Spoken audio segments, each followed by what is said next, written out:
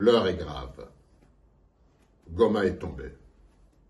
Et aujourd'hui, la guerre est aux portes de Bukavu. Tout autant que le résultat, c'est la manière qui interpelle. L'une des plus grandes villes de notre pays a été prise avec une rapidité et une facilité déconcertantes. Je voudrais tout d'abord rendre hommage à la mémoire de nos soldats tombés sur le champ d'honneur et exprimer tout notre soutien à nos troupes. Bien que mal payés, insuffisamment soutenus par les autorités politiques et militaires, nos enfants ont fait preuve d'un courage extraordinaire. Des centaines d'entre eux sont allés jusqu'au sacrifice suprême. Nous ne devons jamais les oublier. Nous adressons également notre solidarité envers nos compatriotes, plus de 500 000 déplacés de guerre, et à tous les civils victimes de ce conflit. La chute de Goma, c'est l'échec de Félix Tshisekedi. Il doit l'assumer sans chercher à se défausser comme il en a l'habitude. À maintes reprises, Moïse Katumbi a tiré la sonnette d'alarme sur la nécessité de prendre soin de nos troupes. Il a dénoncé l'impunité entourant les détournements de fonds qui leur étaient destinés et critiqué l'opacité des marchés de dépenses liés à leur équipement. Il a également dénoncé la présence inacceptable de mercenaires et de groupes génocidaires aux côtés de nos forces armées. Il a mis en garde contre la politique de discrimination, de racisme, de xénophobie menée dans le pays. Toutes ces alertes ont été accueillies par le mépris et le dénigrement, et des accusations infondées, toutes basées sur les mensonges les plus éhontés. Dans le seul but d'en finir avec lui, on a même prêté à Moïse Katumbi l'intention de vouloir attenter à la République. L'échec de Goma, c'est celui de l'arrogance et du refus obstiné du pouvoir de regarder la réalité en face. Cet échec, c'est aussi le fruit d'une culture fondée sur le mensonge et l'impunité, les deux piliers sur lesquels repose ce régime. Nous sommes bien fondés à rappeler à M. Tshisekedi qu'à Genève, il avait promis l'opprobre à ceux qui dénonceraient leur engagement.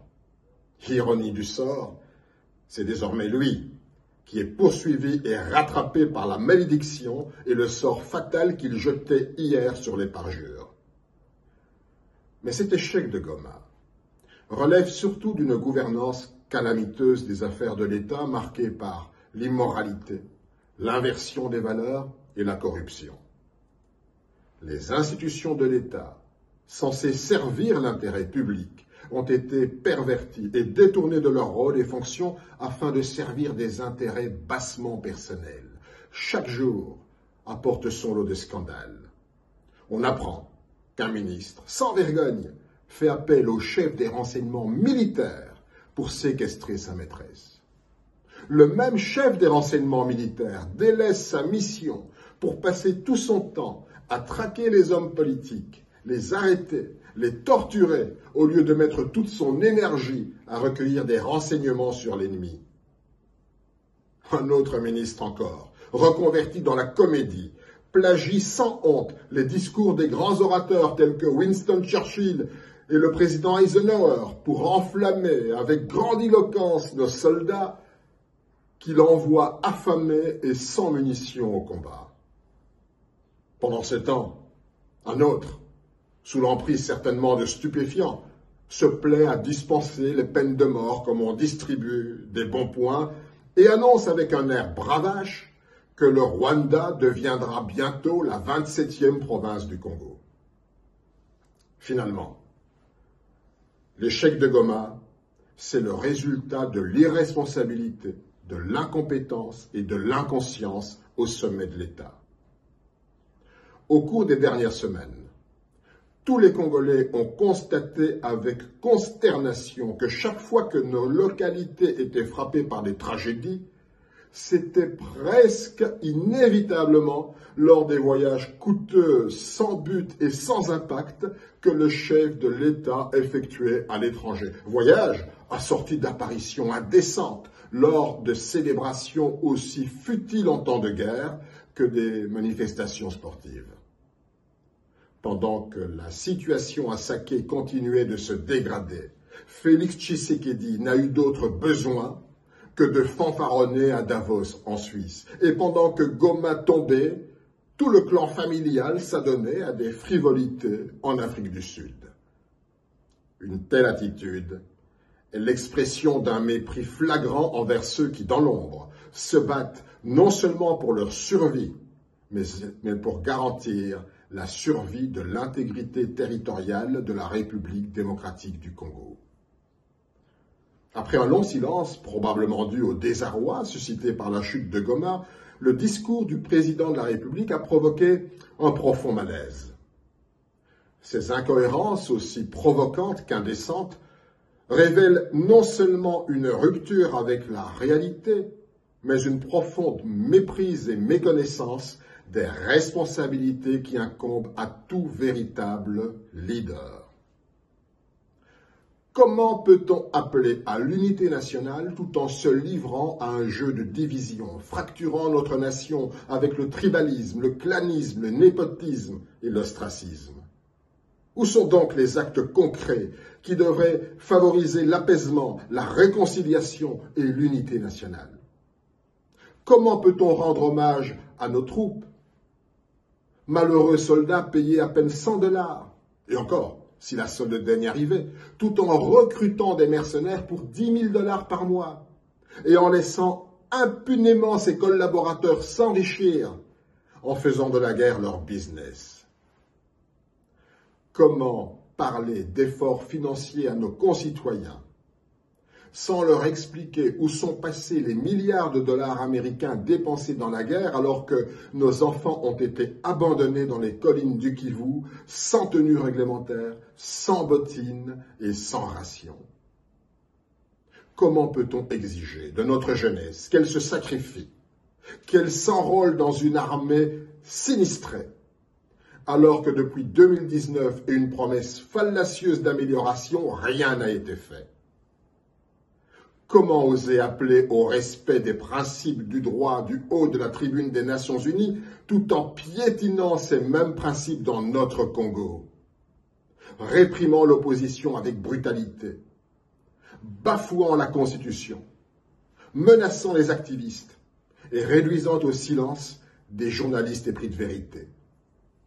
Comment peut-on demander la solidarité internationale d'un côté et mettre le feu aux ambassades de nos partenaires à Kinshasa de l'autre? Soyons clairs, je le dis sans embâge, je condamne fermement le Rwanda et toutes les puissances étrangères qui se battent sur notre sol. Les armes doivent se taire. Le sang des Congolais a suffisamment coulé. Aucun centimètre du territoire de la République démocratique du Congo ne doit être cédé. Notre pays doit demeurer un et indivisible. Bunagana, c'est le Congo. Goma, c'est le Congo. Bukavu, c'est le Congo. Cependant, il est crucial de comprendre que le conflit à l'est de notre pays ne se limite pas à une simple confrontation entre notre pays et d'autres nations. Ce volet ne représente que la moitié du problème. L'autre moitié réside dans le conflit interne entre Congolais. L'une des plus grandes erreurs de Félix Tshisekedi a résidé dans l'institutionnalisation du tribalisme, de la discrimination et de l'exclusion. Lorsque les nominations au sein de l'administration, de la justice et de l'armée favorisent majoritairement une famille, un clan, un parti et une seule tribu au détriment de la compétence et de la diversité nationale, le sentiment d'injustice ne peut que croître. Lorsque l'expression d'une opinion devient un prétexte d'arrestation et d'emprisonnement, le vivre ensemble ne fait que reculer. Lorsque la corruption gangrène toutes les institutions jusqu'à la justice elle-même, l'État succombe pour faire place à la mafia et aux triades. Nous nous trouvons aujourd'hui à un carrefour crucial pour l'avenir de notre pays. Dès lors que Félix Tshisekedi s'enlise dans sa logique de guerre, recourant aux mercenaires et aux FDLR, qu'il s'obstine à modifier la Constitution dans le seul but de conserver le pouvoir et de poursuivre avec une avidité démesurée le pillage de notre pays, qu'il bâillonne la presse libre et qu'il coupe même le signal des chaînes internationales pour étouffer toute voix critique, qu'il rétablit la peine de mort afin d'imposer un règne par la terreur, qu'il arrête ses opposants ou les condamne à l'exil, qu'il use du chantage de la rue contre les puissances occidentales sans en comprendre les graves conséquences qui ont conduit à des pillages, à des actes de vandalisme et à des incendies, et qu'il refuse de négocier tant avec les oppositions armées que pacifiques. Il anéantit toute possibilité de trouver une issue constructive à la crise. Déconnecté de la réalité, Félix Tshisekedi est un pyromane encerclé par les flammes. Il sape les processus de paix initiés à Luanda et à Nairobi. Il rend chaque jour un peu plus lointaines les perspectives de réconciliation et de paix. En s'entêtant dans cette voie, il conduit implacablement le pays vers sa destruction, à l'image du Soudan ou de Haïti. Incapable de reconnaître ses erreurs, il ne fait plus partie de la solution. Il est devenu le problème lui-même et doit sans équivoque se retirer pour laisser place à une véritable dynamique de changement. En ces temps critiques pour notre nation,